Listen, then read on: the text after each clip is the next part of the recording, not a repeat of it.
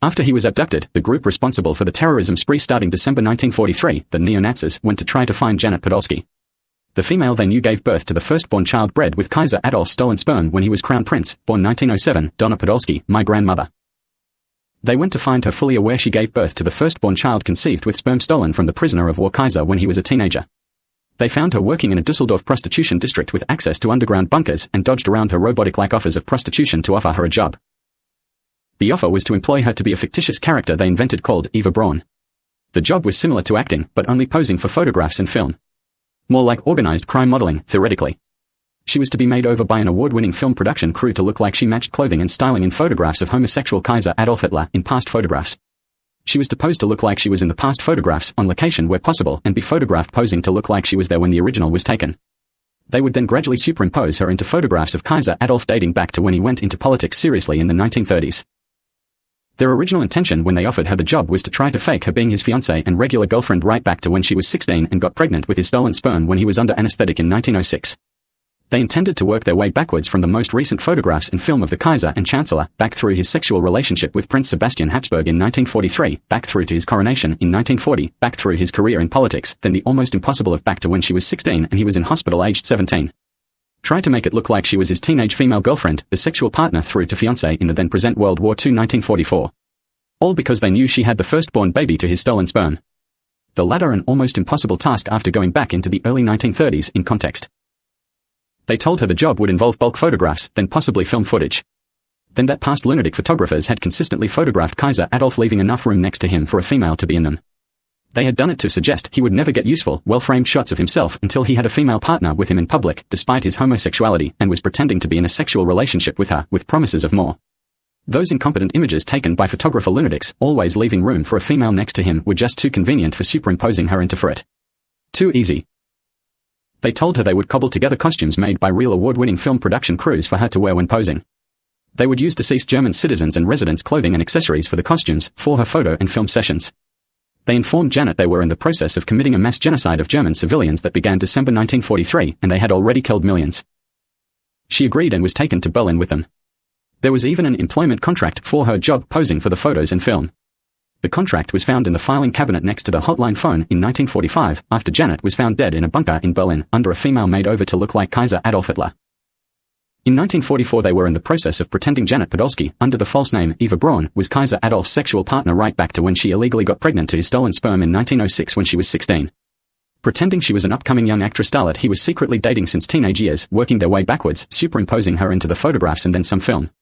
She ended up getting her short-statured sister and cousin involved as well for the images, without asking permission first. In Yugoslavia, in the prisoner of war jail Kaiser Adolf was being illegally held captive in, they were pretending Sadie Einstein would become the equivalent of Kaiser Adolf's queen when the baby was born, and he was dragged back to Berlin to pretend to sign over my royal Hohenzollern family to the Einsteins. Einsteins related to the South Americans from French Guiana that murdered all but one French royal in France in the 1790s. All they had to do was wait for the inbred baby to be born, drag Kaiser Adolf back to Berlin whilst escorting Sadie and the inbred baby, have him write documents pretending to sign it over as if legitimate and make them royals. Then they would kill him and pretend to make the baby Kaiser even if it had 7 fingers on both hands and 3 eyes.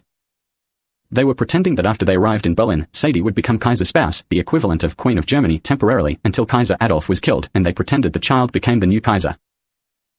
After the inbred baby plan had failed in April 1944 due to Sadie Einstein self-aborting the fetus at 3 months, seemingly on a whim, people waiting for her and the child were expecting them to arrive in Berlin sometime between November 1944 and the end of the year.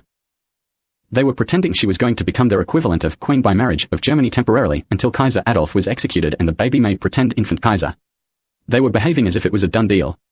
They were also destroying banknotes, coins, and stamps with members of my royal Hohenzollern family on them, as if preparing for the images to be replaced with the inbred brat, Sadie, and its completely irrelevant uncle Albert Einstein.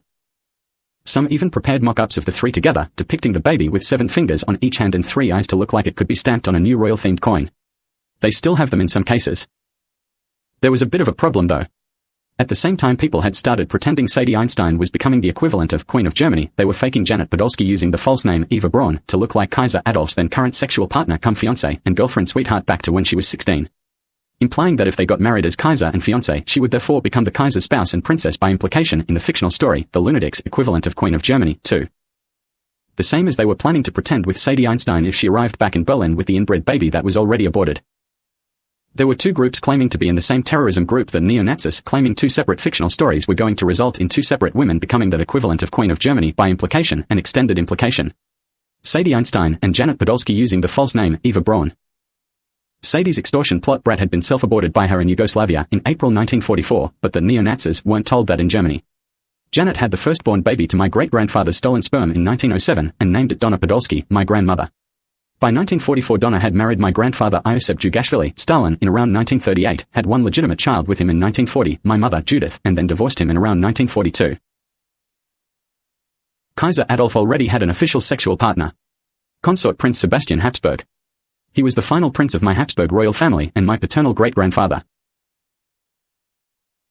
Sebastian had to go to visit family in the last quarter of 1943, which was necessary and unavoidable.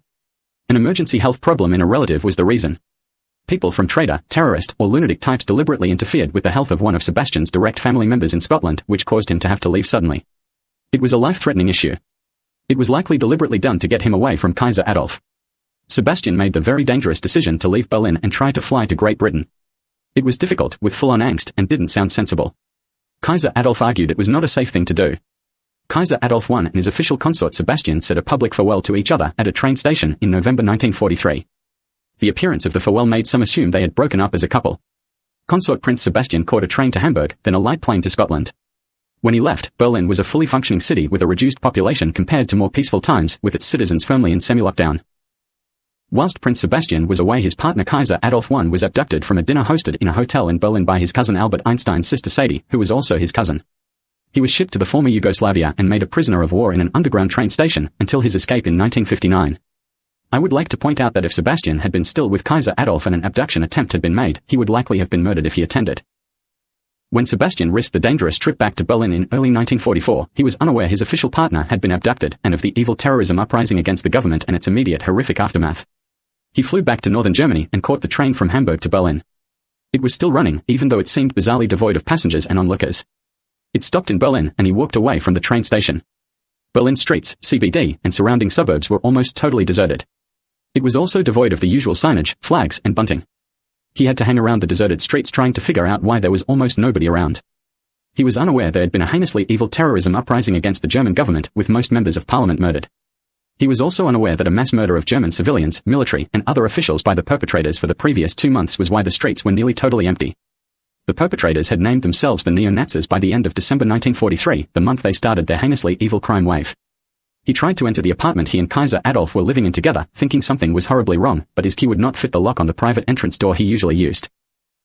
Prince Sebastian ended up waiting around trying to figure out what the situation was and what to do. He tried to find someone in the public entry of the building, which had a small waiting room with a reception area, wooden bench seats, and public toilets. He tried to get up through the building from the public reception foyer into the apartment he was living in with Kaiser Adolf, with no success. He did eventually encounter someone, and was illegally arrested and detained. He was questioned as to why he tried to enter the apartment and replied with the sentence, "I am Kaiser Hitler the Hohenzollern's official consort, and I was returning to my home. I live here with him." Approximately. He was photographed during the first few questions with a newspaper snapshot-style camera, chosen because he had regularly appeared in German newspapers and newsletters over the previous year after being photographed with a similar camera with his partner Kaiser and Chancellor Adolf. He was then forcefully and sarcastically told that Kaiser Adolf was definitely not available and definitely not in Berlin in an arrogant tone. He was told that if he waited, they would see what they could do to him.